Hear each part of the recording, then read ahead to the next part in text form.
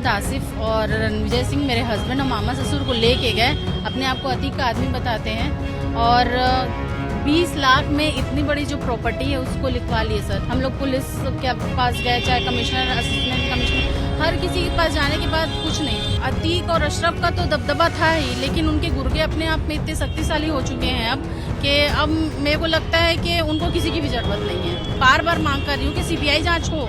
तो अगर सीबीआई जांच होती तो 20 कब्जे कम से कम मिनिमम इस रणविजय सिंह के ऊपर निकलेंगे कि ये कब्जे किया है, कम से कम 20। माफिया डॉन अतीक अहमद ने सिर्फ राजू पाल या उमेश पाल का ही कत्ल नहीं करवाया, बल्कि उसके सताए हुए लोगों की जो फहरिस्त है प्रयागराज में बहुत लंबी है। उसने न जाने कितने लोगों की जमीन हड़पी, न जाने कितने लोगों के मकानों पर कब्जा किया, और उन्हीं में से एक हैं श्वेता शर्मा जी। वो हमारे साथ मौजूद हैं। अब इनकी भी कहानी सुनेंगे कि आखिर ये किस तरीके से अतीक अहमद की जो कारस्तानी थी उससे पीड़ी थी। बताया यह जा रहा है कि नुल्ला रोड स्थित उनका एक मकान है, उस मकान की भी हम तस्वीर आपको दिखाने की कोशिश करेंगे। देखिए ये ठीक सामने जो आप देख रहे हैं ये 4 दुकानें हैं और इसी के पीछे उनका मकान है। बताया ये जा रहा है कि अतीक अहमद के गुर्गों ने इनकी दुकानों पर कब्जा कर लिया। आप ये जो देख रहे हैं कि रणविजय सिंह, मोहम्मद आसिफ, महताब अहमद, ये 3 नाम ऐसे हैं जो अतीक अहमद के गुर्गे बताए जाते हैं, और इन्हीं तीनों लोगों ने जो श्वेता शर्मा है उनकी इस दुकान को कब्जा कर लिया और अब इसको छोड़ने के लिए तैयार नहीं है।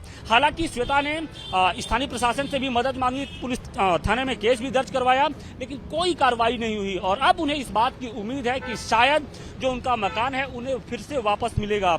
हमारे साथ श्वेता खुद मौजूद हैं। श्वेता ये बताइए कि क्या मामला क्या है, किस तरीके का ये कब्जा हुआ जमीन?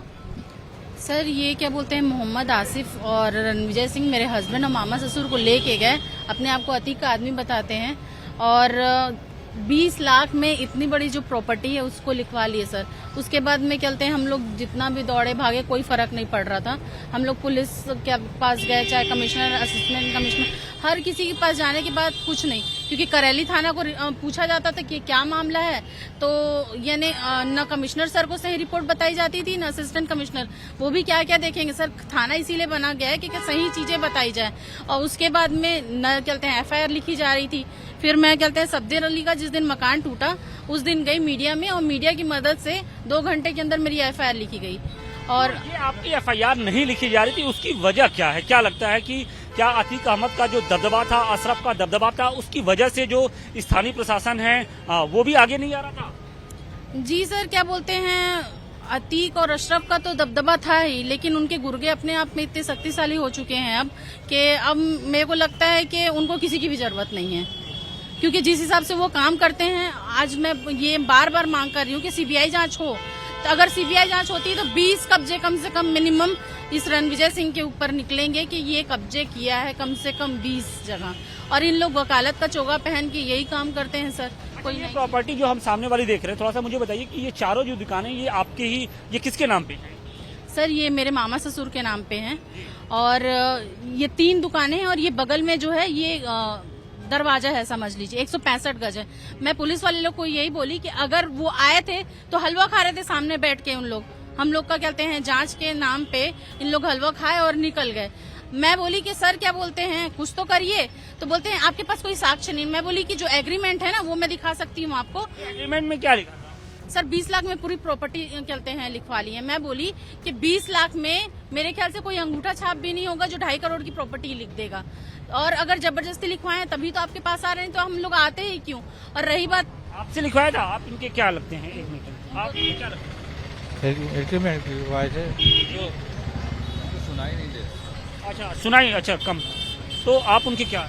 जी जी मामा है मेरे। अच्छा ये आपकी मामा है? जी जी।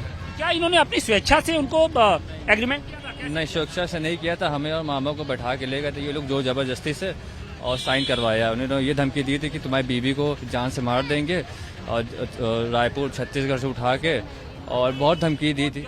जब आप लोग पुलिस थाने जाते थे तो पुलिस क्या कहती थी, क्यों नहीं कार्रवाई करती थी उनके खिलाफ? कार्रवाई नहीं करती थी। कार्रवाई ये है कि पुलिस वाले खुद ही कहते थे, आसिफ खुद ही बोला था कि 5 लाख रुपए मैंने दिया, थाना या कहीं भी हो आओ, कोई फायदा नहीं है तुम लोग का, और तुम लोग को मकान देना पड़ेगा, और तुम लोग का सामान वामान सब निकाल के फेंक देंगे। मामू को भी चिल्लाया उलाया, और अंदर खूब बहुत परेशान करते थे ये लोग भी। तो आपकी कभी उनसे अतीक अहमद से बात हुई थी या उनके किसी परिवार के या उनके बेटे से? असद भी चूंकि था, मान लीजिए वो तो जेल में थे, लेकिन असद बाहर था, उनकी पत्नी शाइस्ता परवीन बाहर थी, तो आपने उनसे बात की कभी? नहीं सर, हम लोग कभी उससे बात नहीं किए। जो मोहम्मद आसिफ था वो गद्दी है और बख्शी मोड़ा का रहने वाला है। वो सारी चीजें बता के इन लोग को डराया धमकाया। मैं तो यहाँ थी भी नहीं। मेरे हस्बैंड क्या कहता था कि मैं अतीक अहमद से जुड़ा हूं? हाँ, मैं अतीक का आदमी हूँ और मैं गद्दी हूँ, बख्शी मोड़ा में रहता हूँ। ये सारी चीजें वो इन लोग को बोला। और जब मैं रायपुर गई तो उसका कहना था कि रायपुर से तेरी बीवी उठवा लेंगे, तुम लोग को मरवा देंगे। और रणविजय सिंह जो आया था, ये अली है। अच्छा, ये अली है, हाँ? जी, और ये क्या बोलते हैं, रणविजय सिंह है ये। अच्छा, बीच। हाँ। तो इसका जब अली मतलब उनके दूसरे जो बेटे हैं अली, और उसके साथ ये जो तो आप ये तस्वीरों में देखिए कि आप ये अली हैं और अली के ठीक बगल में ये जो काले कोट में नजर आ रहा शख्स, यही रणविजय सिंह है। और आरोप है कि रणविजय सिंह ने ही अपने गुर्गों के जरिए, मतलब जो उसके अन्य साथी थे उनके जरिए श्वेता का जो ये दुकानें हैं उसको कब्जा कर लिया और उसे छोड़ने को तैयार नहीं था। हालांकि इसके पहले इन्होंने प्रयागराज पुलिस के साथ साथ जो स्थानीय अधिकारी हैं उनसे शिकायत की, लेकिन उसके रुतबे के आगे जिस तरीके से अतीक अहमद की दबंगाई थी उसके चलते जो पुलिस प्रशासन थे वो भी हाथ डालने से कतराता था। लिहाजा अब श्वेता को इस बात की उम्मीद जगी है कि जो इनका ये मकान है, जो इनकी दुकानें हैं, उस पर जो अवैध कब्जा है वो हटेगा। और इसके साथ ही जितने भी यहाँ पर अतीक के गुर्गे हैं, जो उनका साम्राज्य एक तरीके से चलता है, शायद उसका जो तिलिस्म है हाथ अब वो टूटेगा और इनकी जो दुकान है वो फिर से वापस उन्हें मिलेगी।